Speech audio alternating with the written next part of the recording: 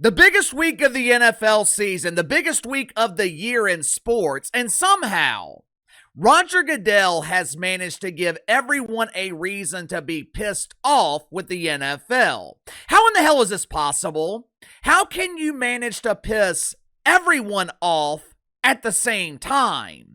Normal people are outraged. The Star Trek virgin Mike Freeman is bitter. And he's not bitter because of his involuntary celibacy. He's not bitter because R2-D2 ran out of batteries before he could seduce him. The director of mythical racism at USA Today, he is legitimately angry with the NFL. Even Keith Olbermann, KTP! Brigadier General Pooh, he's outraged with the NFL, which isn't all that surprising since, Keithy lives in a constant state of anger. I would be mad too if I woke up every morning and I looked like a giant bunion. This is what happens when you spend the last 5 years trying to please everyone. When you try to please everyone, you appease no one. For years, the NFL has been playing both sides. The NFL's been sending mixed messages. When you're in a relationship, whether it's business or personal, the worst types of relationships are the ones with mixed signals. My first job out of college, I was working with a Fortune 500 company, corporate America. Like every job, it had its pros and it had its cons. It was a great learning experience. It was the perfect job to learn how large corporations operate. But my biggest problem with the company, you never really knew where management stood. Employees lived in a constant state of fear because you never knew whether you would show up to work on Monday morning and have a job. Upper level management, they used fear as motivation. Criticism was rampant while compliments were rare. They were constantly sending mixed signals. It seemed like they were constantly changing their minds about things. One day they would want you to focus on selling safety supplies. The next day they would complain about the low margin on safety supplies and criticize you for not selling high margin items. Why are you focusing on safety? We make no money on this garbage. Your email said sell safety. Why are you wasting time reading emails? You should be out selling. If you happen to miss one of their hundreds of daily emails because you were on the road selling, they would ask you why you were too busy to read their emails. It was just a constant back and forth. It felt like they were always waiting for you to make a mistake. I spent 7 years with the company, and it was 7 years of mixed signals.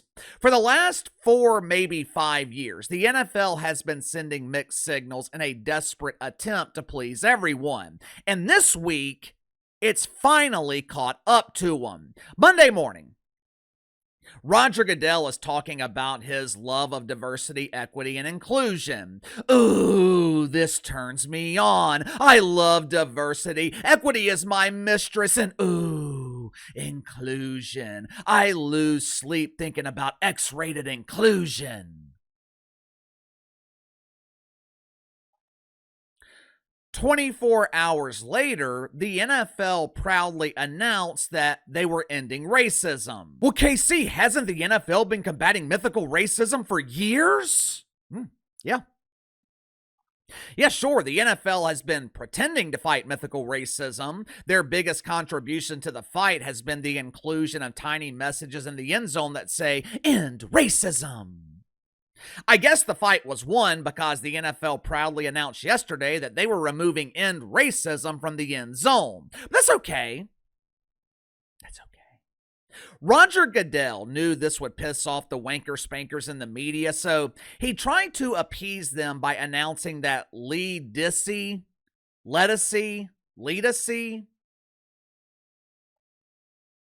who cares? It doesn't matter what her name is. Uncle Roger tried to appease the media by playing the Black National Anthem before the Super Bowl.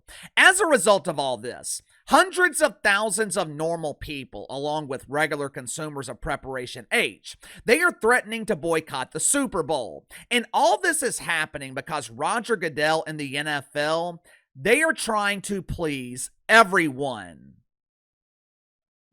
Make sure to like and subscribe. You can follow me on Twitter at KC_BTL84. Link to the second channel's in the description below. Today on the second channel, going to give you guys an update on ratings in the NBA. Last week, ratings in the NBA went from bad to worse as nationally televised games fell to eclipse 1 million viewers.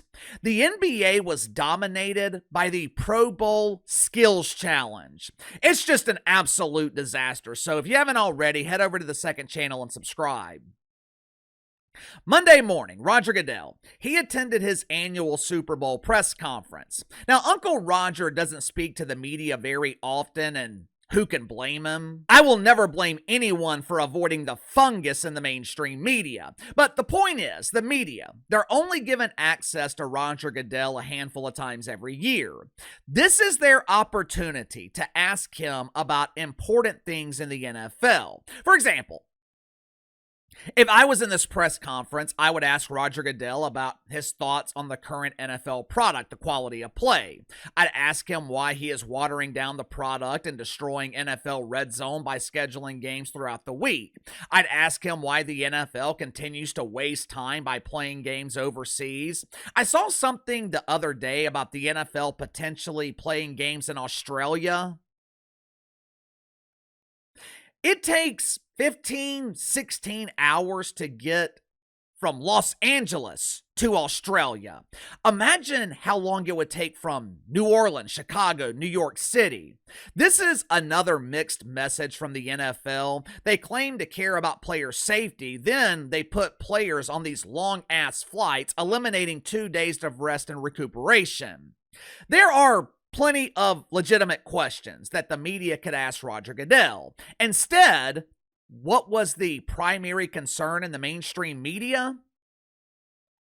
The potential that Roger Goodell could eliminate diversity.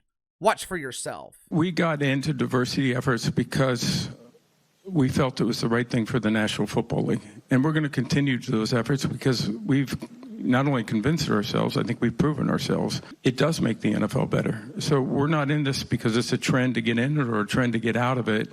Our efforts are fundamental in trying to attract the best possible talent into the National Football League, both on and off the field. And so I think we'll continue those efforts. I think it's also clearly a reflection of our fan base. This response from Roger Goodell, combined with the fact that the NFL is presenting 2 national anthems at the Super Bowl again. KC, there's only one national anthem. Not according to Uncle Roger. This country is so great, our greatness, it can't be expressed with one national anthem. So we have 2. We have the Star-Spangled Banner for 87% of the population. Then we have the Black National Anthem for 13%. Headline at the Daily Mail: NFL fans call for Super Bowl boycott over Black National Anthem. According to the Daily Mail, hundreds of thousands of people are planning to boycott the Super Bowl over the Black National Anthem and the NFL's embrace of diversified wiener. Now, whether or not that will actually happen, I don't know. Will it have an impact on ratings for the Super Bowl? I doubt it, but it's still negative publicity for the league, and it's not the only negative publicity that Roger Goodell has generated. According to USA Today, Donald Trump is ruining the NFL and the Super Bowl. How? Our good friend, the Star Trek virgin Mike Freeman, he published an article filled with bitterness yesterday morning after his advances were declined by Obi-Wan Kenobi. According to the Virgin, the Trumper is ruining the Super Bowl because he's taking all the attention away from Jalen Hurts and Patrick Mahomes. Now, what do they have in common? Well, Casey, is it their faith in God? No, their faith is in the real God. They're not wasting their time worshiping Darth Vader. But according to Mike Freeman, what they have in common is Patrick Mahomes and Jalen Hurts, they are both black quarterbacks, which is extremely important for Mike Freeman because it guarantees that a black quarterback will win the Super Bowl.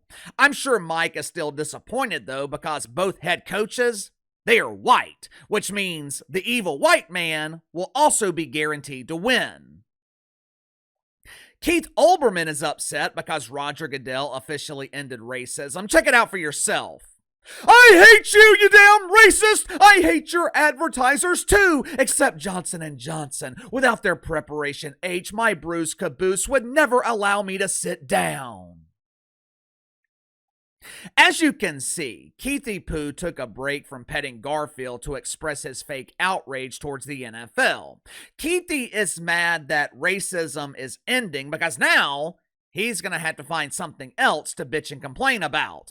And it's not just Keithy. There are others in the mainstream media outraged by the NFL ending racism in the end zone. God Awful Announcing. They published an article yesterday filled with fake tears and fake outrage. But the point is, everyone seems to be upset with Roger Goodell and the NFL. And a lot of this could be prevented if Roger Goodell would just take a stand.